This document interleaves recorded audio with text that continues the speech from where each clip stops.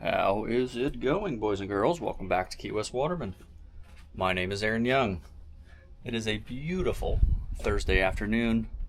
I'm done with all my homework, so I figured, since the wind is nice, clouds cleared up, we're going to run out and do some after-school activities. See if we can find a fish to eat.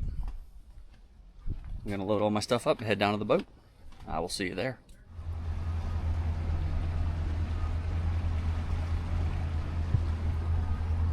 Alrighty, we are on our way. This is my good buddy Mason. He was actually free this afternoon as well and up for an adventure, so we're gonna do an afternoon strike mission. It's not the time of year for them, but I'm really craving a wahoo. So we're gonna go drift. We've got the big Bluewater guns and some float lines and whatnot back there. I'd love a wahoo. It's not likely it's gonna happen. It's a little early in the season, like I said, but we're gonna go give them a shot, and then if that didn't work out, we got the reef gun, so maybe we'll head into the reef and at least find something for dinner. Figured we'd bring you along.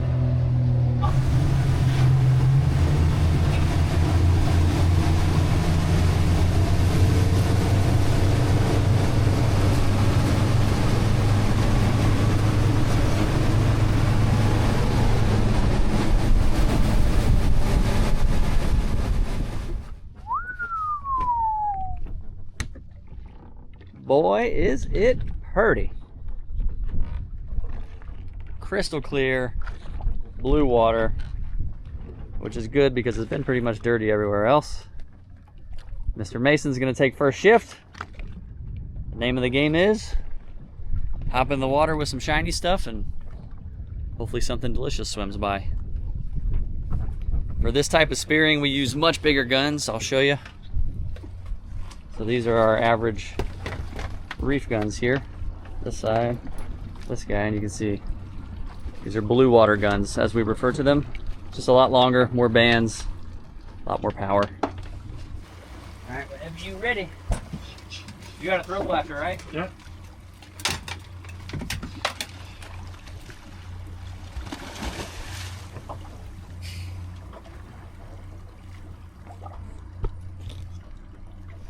All right, so I'm gonna drive first round. My job up here is pretty simple. Just keep an eye on Mason. Make sure no boats come near us. I've got a dive flag up, so it shouldn't be an issue, and it's actually pretty quiet out today. It's slow season, so there's not a lot of people in the water. Just sit and wait.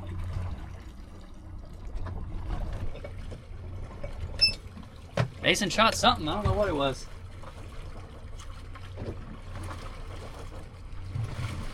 Yellowjack. Nice! Come on there.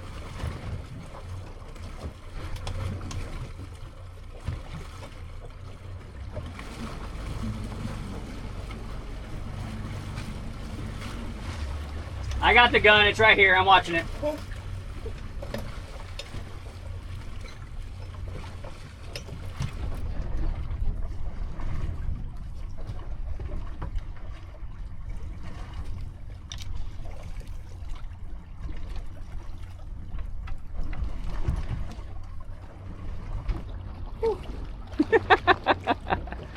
Dude, doubled up. Boy.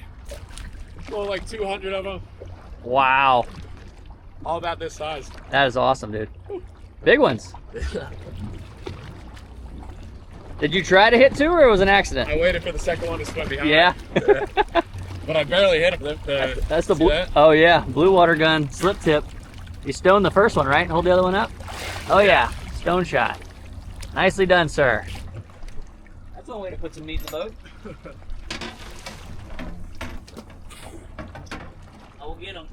All right. Dude, good job. Go. I've never seen that many fish in the pot. No? Like there was, no joke, all that size, some bigger, and there was probably 150 of them. Nicely done.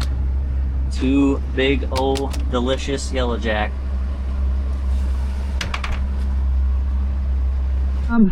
A little bit of it should go on its own. Ooh, baby. Got some fresh beans.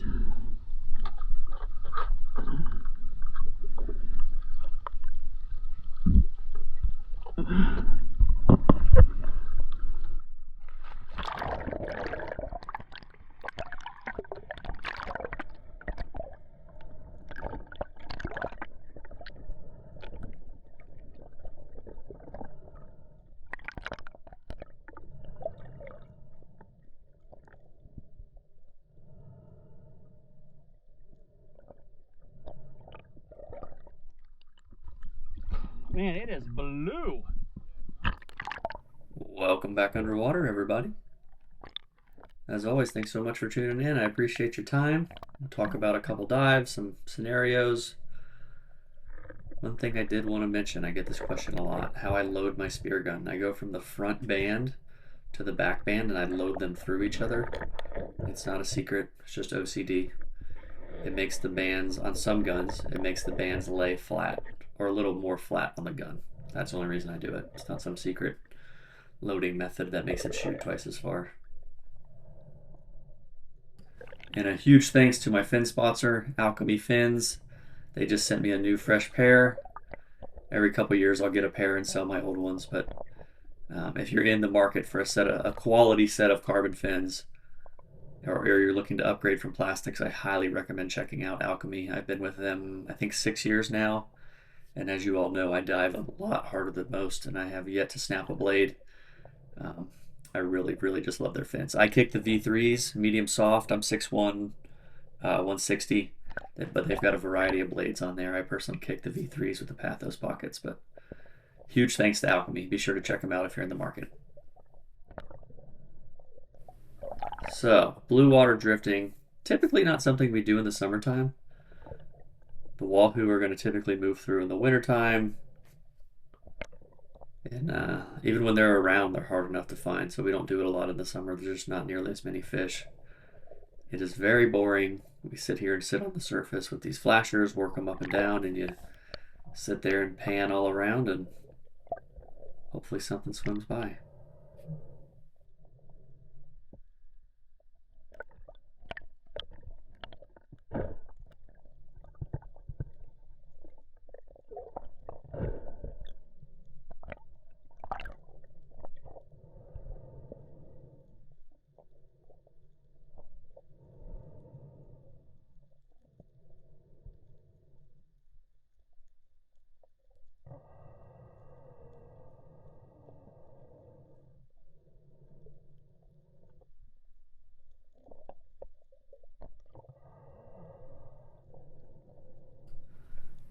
So as you saw, Mason did his drift. He didn't see any Wahoo, but got 2 nice yellowjack. And just to be honest and square here, this is a shot in the dark. We typically never drift for Wahoo in the summertime. I was just really craving Wahoo, and I figured I'd give it a shot. So I'm in the water probably, I don't know, 10, maybe 10, 15 minutes at the most. Big old school of rainbow runners show up, which is good. You like to see life. And I was hanging out, just floating around. They came and went, and maybe 5 minutes after they came, again, I've only been in the water maybe 10 minutes. I turn around and I see a Wahoo closing in on me. It wasn't a big one, but it was big enough to eat, that was for sure. And quite honestly, I was just shocked. I was like, how the heck did this work? Middle of summertime, had a Wahoo come in. Not the biggest one I've ever seen, smaller target. And like I said, we rarely see them, so I was pretty excited. But I lined up, it came in close enough, and I thought I hit a good shot. And it took off, and I immediately noticed it started like spinning and twirling, almost like an alligator roll, which you don't really like. And I turned around to grab the flasher, flipped back around, and it had already torn out. I hit it just a smidge high, but you can see here, this is not typically what a Wahoo does. It's flipping upside down a couple times and rolling. They typically are just going to take straight off. It'll pull the shaft back out, and the slip tip will toggle. Well, this one went a little too far forward, and maybe because it was a smaller fish, it couldn't go fast enough to pull the shaft back. Unfortunately, after it twisted and rolled, the weight of the shaft tore through the flesh, and the fish came right off immediately. I was super duper bummed. The fact that I saw one that quick was unbelievable, and the fact that I had an opportunity on one even more mind-blowing, and I was super duper bummed, to say the very least, that I put a shot in it and it did not stick. 1, I hate injuring fish, and 2, now I don't get to eat it. But it was pretty promising, have one come in that quick. That was pretty mind-blowing.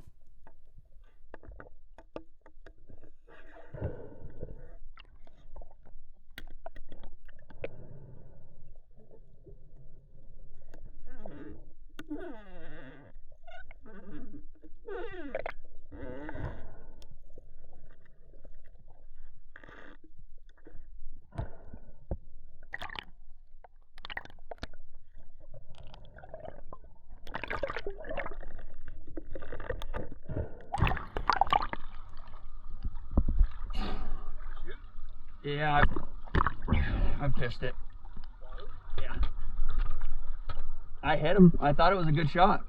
Really? It wasn't a big one. He's like 15 pounds, maybe 20. He came in behind me, nice and friendly. And it wasn't even really a long shot. I just hit him. I hit him a little high, and he acted like an alligator. He like was spinning. He didn't take off running. He was like spinning and like rolling, and it tore out pretty quick. But yeah, it was a bummer. I couldn't believe it. It was a while ago. It was like almost right when I jumped in. Oh, really? Yeah. All right, let it rip. I'm in neutral. Alright. Oh, I just took this off. That's okay. It's just sitting on a clip. There you go. Put it right back on. Oh, God. Took it off again. No, it's literally sitting on your little edges.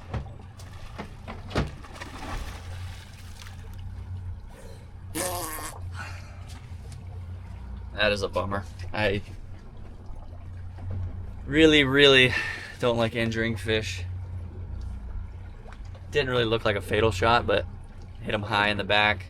Normally it holds pretty well right there. I just hit it a little higher than I thought I was gonna. And it happened so fast, it's hard to say, but it looked like the fish like kind of turned and wiggled, and I think the shaft was still in the shot and not the slip tip hadn't toggled yet. So when it turned, the weight of the shaft, it looked like cut right through really fast. Very bummed. It's not often you get an opportunity on a wahoo in the summertime, but what can you do? It happens. I'm sure it won't be the last time. Mason's gonna try another drift. See what happens. Got a bit of weather moving in here. Hopefully it skirts us. Florida thunderstorms are always so funny. There'll be these little tiny 1 or 2 mile wide storms, and they'll pop up out of nowhere. The wind was, I don't know, 8 to 10 maybe at most, and it's probably 20, 22 right now. Hopefully that thing misses us. That's why it's so easy to get in trouble out here on the water.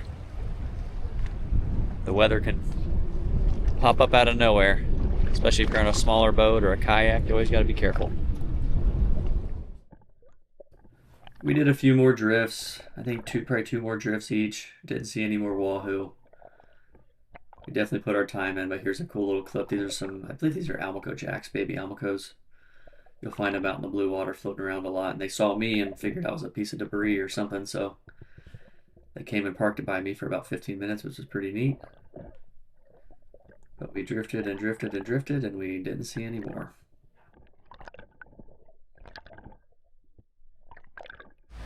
Well, doesn't look like I'll be eating any of that wahoo I was craving, unfortunately. I dropped the ball. But the day's not over. Got a little bit of daylight left. I think I'm gonna run into the reef, see if there's any other tasty critters swimming around. Could definitely go for a grouper. I don't know. We'll see. We'll see what swims by. Hopefully something. We'll know pretty quickly whether it's doable or not.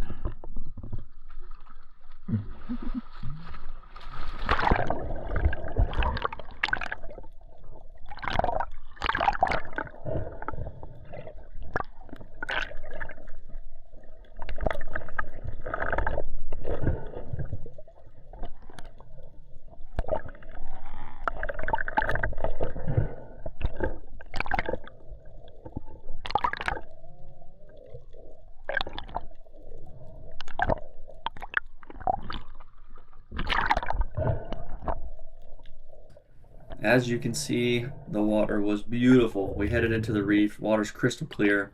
There was a little bit of a current. It was still diveable, but just enough to be annoying when the boat's on anchor. So decided to check a couple ledges, see if there's anything else swimming around that we could eat. I came into this hole. I've shot a fair amount of grouper out of this hole. Actually, one time we had blue gabe down. I shot one that was about 25 pounds out of this rock, but there was a Nassau grouper in there. Those are protected here. You're not allowed to shoot them. So just searching around, see if anything else pops up.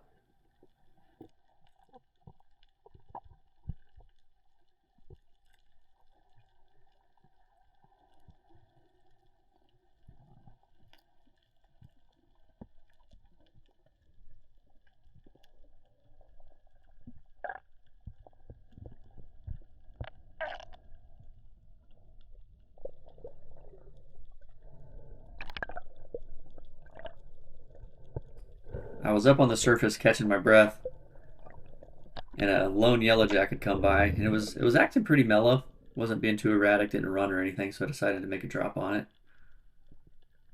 I absolutely love yellowjacks, so I'll take plenty of those.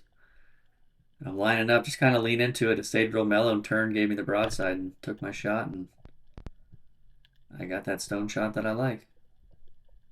I think probably 2.5, maybe 3 hours into the day, and got my first fish.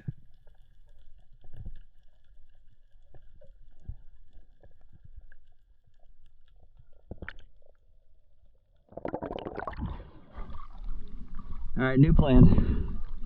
We're gonna move the boat up to the next ledge. That's too much current.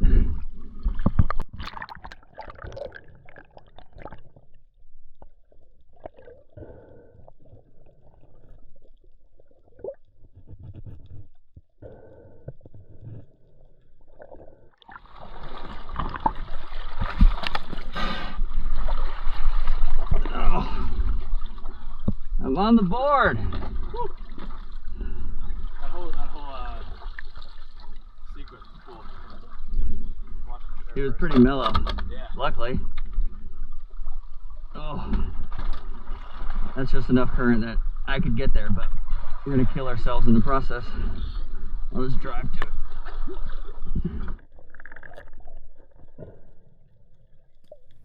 It was, you probably heard me there, it was just enough current to be a pain in the butt, so I moved the boat a little forward. Wanted to check the other section of the ledge. I've seen a lot of fish on here. So I parked the boat right in front of it and put a tag line out.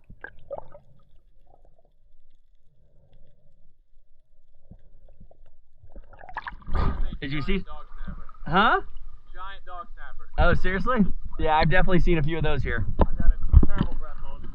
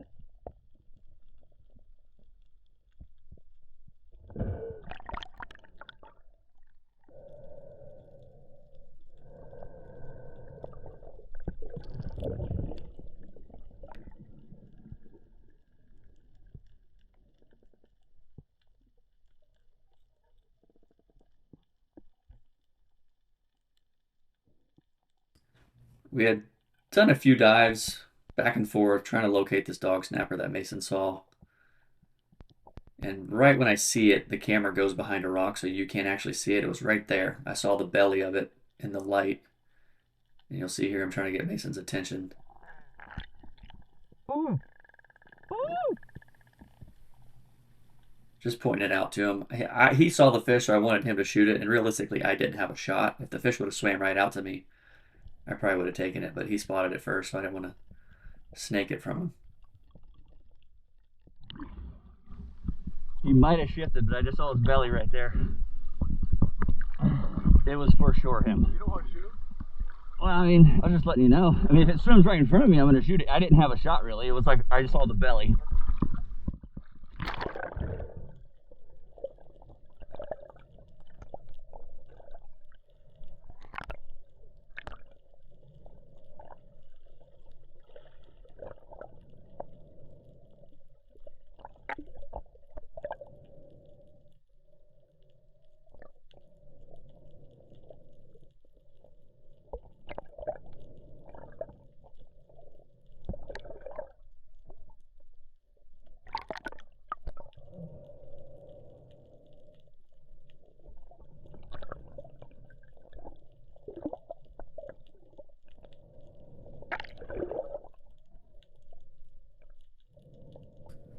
This was a pretty good dive. Mason was crawling all around those caves and those ledges trying to locate it right about the area that I saw it. And he's on his way up, and you see it pops out, and he goes back down and blink, put a shot in it. You'll see the dust cloud come up.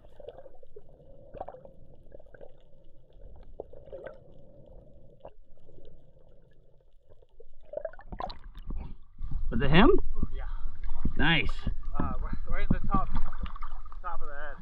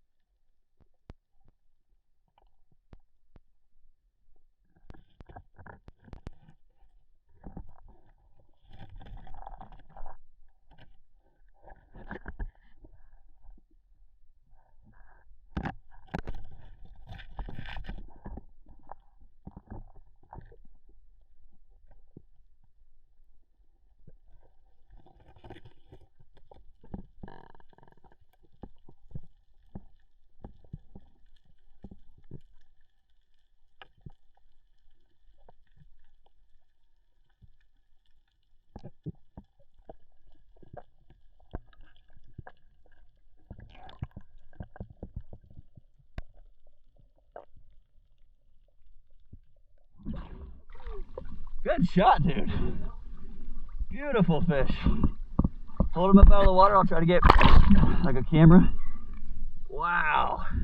TV by far. Ooh, he's under. Oh, that is awesome, dude. Good for you. That was a sick dive, I too. was about to come up. I know, I saw him.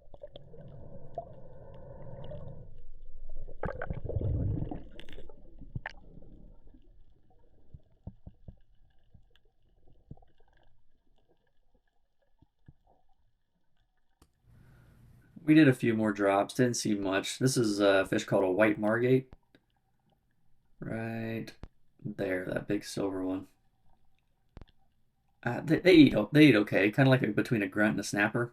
They're not bad. I just wasn't in the mood for one. But like I said, we poked around a little longer, didn't see much.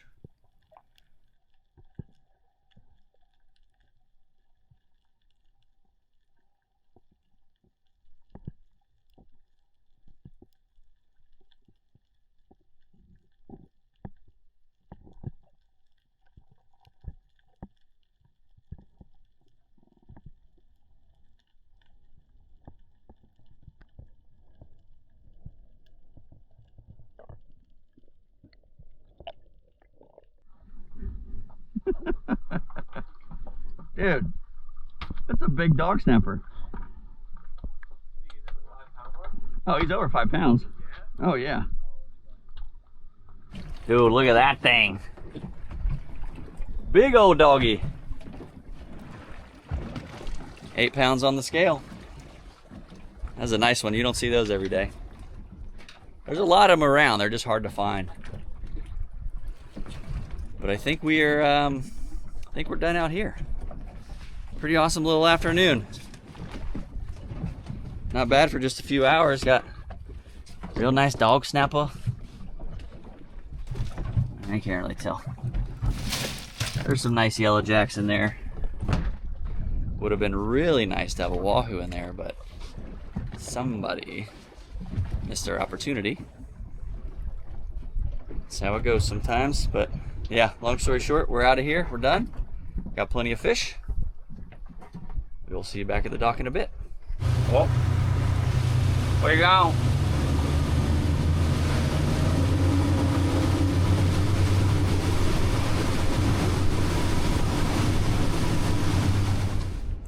All right, so we are gonna eat one of these nice, beautiful yellow jack. I honestly don't know what I'm gonna do with it yet, but I do know that we are gonna eat it, so I'm gonna have to fillet it, so that's what we're gonna do.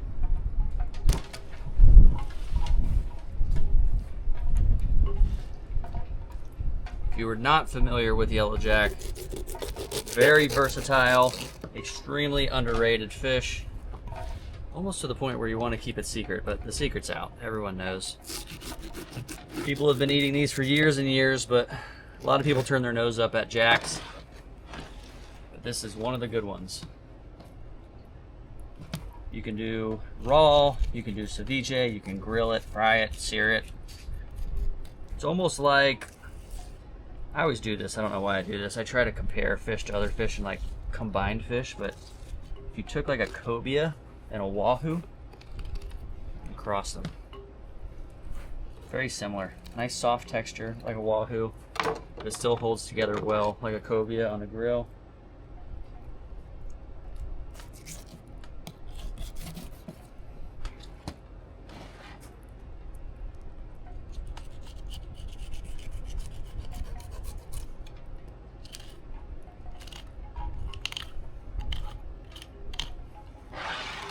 Having a bit of a hankering for some raw fish, so maybe we'll do some sashimi. I really want to do that cold smoke again that I did a few episodes ago. If by chance you're new to the channel, oop, I messed that up. Let's save that piece. If by chance you're new to the channel, I do have a recipe index on the website, keywestwaterman.com. You can go on there. Eventually I'm going to have pictures, but right now it's just descriptions, and you click on it and it'll take you straight to the video and the timestamp where the recipe starts. But I did a cold smoked carpaccio a little while back with a smaller yellowjack, and it was so good I wanted to do it again, but we'll see what we end up doing.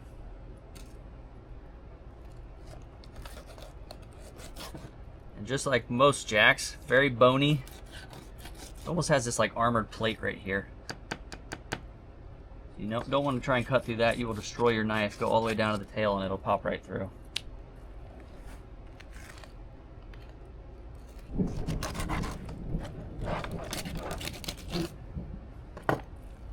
Right. So there's plenty of good stuff left on here. Head's great. The collars on here are great. A lot of meat there. The more I talked about it, I'm craving raw. So I think we're going to do stuff with the fillet. Very, you'll see once I get in here, very prevalent bloodline, just like all jack. Bloodlines are very noticeable and thick, but you can just cut them out, not a problem. A lot of good meat in there. We cook the ribs all the time, man. There's some good stuff in there. So I'll skin one I'm going to leave whole, because I don't know if I'll show it on this episode. Like I said, I know I'm rambling, but one of them I am going to cure for the cold smoke. One of them I'll take. Actually, let's do this. We'll take this down all the way to the skin.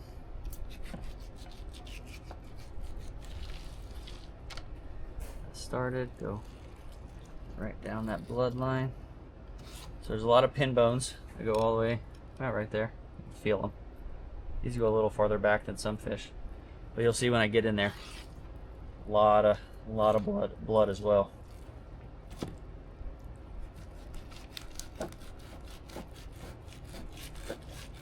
Oop. Might have got under the skin. I couldn't tell. Felt like the knife grabbed it. Yeah, that's good.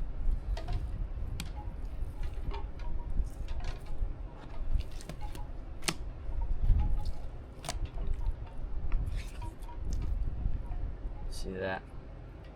So it's not that big of a deal, but if you're gonna store the fish more than a couple days, you want to take that off because it'll slowly start to turn, and any meat that's touching it will turn as well. Really good. Tuna needs some fish. Oh, why doesn't Pearl get fish? Tuna gets a special treatment? No, he just has been gone. So he needs to be reminded why he lives. He's rewarded for his rebellious behavior. Did you eat that tuna?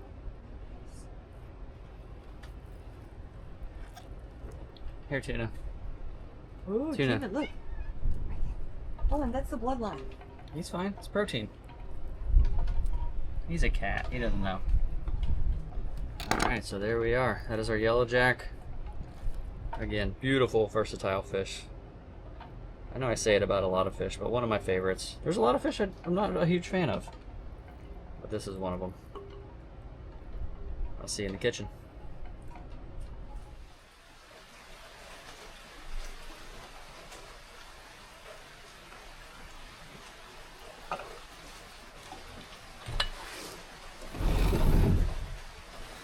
Alright.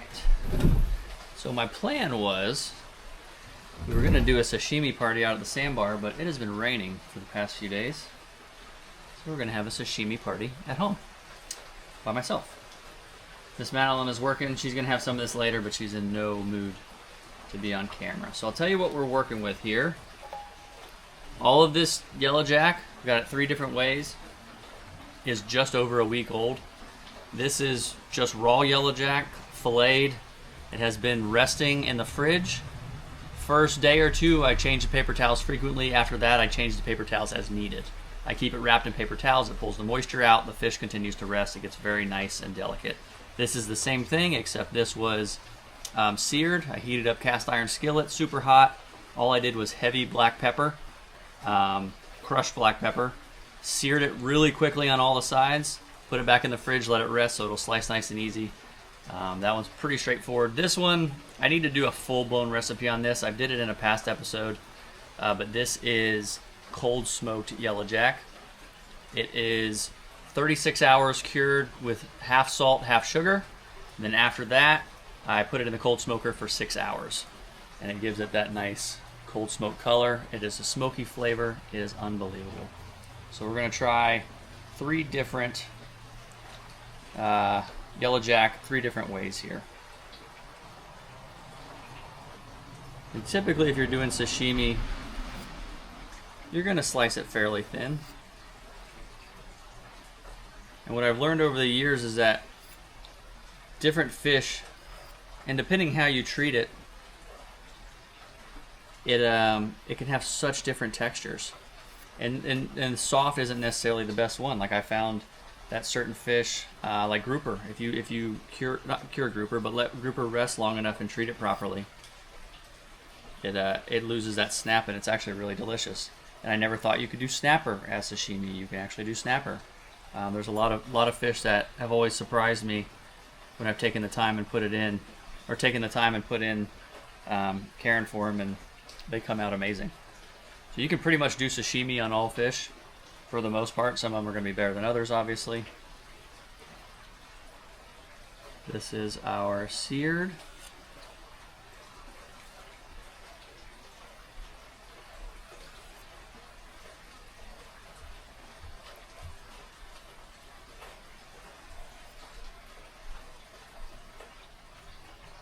And now this one. There's something special about this. I'm still figuring this out, still getting it dialed in. I should have set this the other way. I'm like slicing backhanded here. With this cold smoke cured, I've got to try it with different fish. I want to do it with a grouper. Like rest a grouper for, I don't know, a week or so. And then try it. But it's smoky. It's got it has a nice firm texture, but it still melts in your mouth because it is a soft fish. It's going to be easier this way, so we're going to do it that way. And what's interesting is I left a little bit of bloodline in there. You can see that little point right there, that's bloodline. After it's cured, it doesn't taste bad. Like it doesn't give you that real harsh, bloody flavor. This cold smoking and the curing is my new favorite thing. I want to do like a whole side of a wahoo. And there we are. Yellow jack 3 ways. All essentially raw. You've got the seared, completely raw, and the cold smoked. So we've got soy sauce, ponzu, and a little bit of wasabi.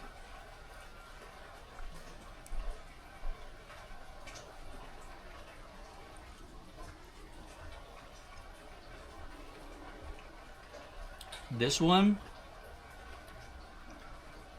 I'm not gonna lie, I've been eating it for the past 2 days. And it is unbelievable. This one you could do so many things with. You can eat it raw just like that. You could dress it up with some sauces and toppings. It's unbelievable plain. Like I literally, the other side of the fish, I've eaten the whole thing just like that. But Something else you can do with it is you could put this on any type of bagel, any type of morning bagel you want to dress up with cream cheese, red onion, capers, some tomato, some onion. It's so soft and delicate. The cold smoke firms it up just a little bit so it holds together. But it's so smoky, salty, sweet. It's essentially smoky, salty, sweet sashimi that you don't have to put anything on. That's the best way I could explain it, because it is still so soft as yellowjack would be. And again, all this fish is over a week old. I should have ate that one last, because now I'm going to have the smoky. And that is just some raw yellowjack. I've said it 100 times, I'll say it again. Yellowjack is such a versatile fish. It's just as good cooked as it is raw. If I'm personally going to do yellowjack raw, I'm going to let it rest in the fridge for at least 2 days. I let it rest overnight, and then fillet it, and then wrap it in paper towels and let it go another 24 hours. At least. If I can get 3, 4, 5 days before, just keep it dry, keep paper towels on it.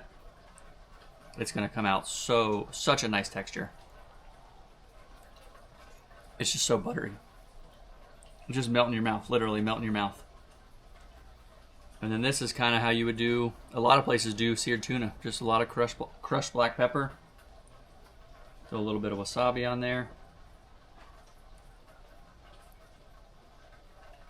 I know some people don't like raw fish and sashimi. I just don't understand how you can't. It took me a while to really start to learn the different textures and flavors, because not all the fish taste the same. You think it's just going to taste like soy or wasabi or whatever you put it on, but after you eat it enough, you'll learn that a lot of the different fishes have such a different flavor, just the meat on its own raw. Like Blue Runner is one that blew my mind away. As far as eating it raw, I never thought Blue Runner would be good, but Blue Runner, the fish we use for bait, actually has an amazing flavor sashimi.